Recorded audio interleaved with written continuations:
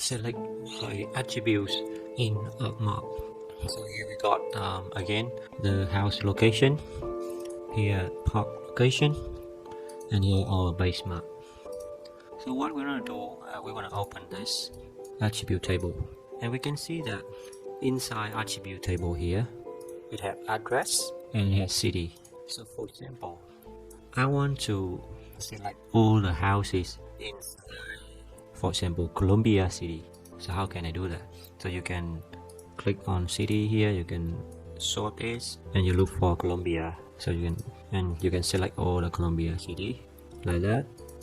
So you have all the Columbia City in that, and you can do the same. You can right click and you can data and export data, and you choose select feature and you name it like something like Column or maybe CB house. You run it and you add into the map. You close all the house. Now you have only the house which is in Columbia City. Yeah, not all the house in area. So that is the way that you can select using table. But we got another method to select it easier. So we're gonna go to selection, clear, select feature.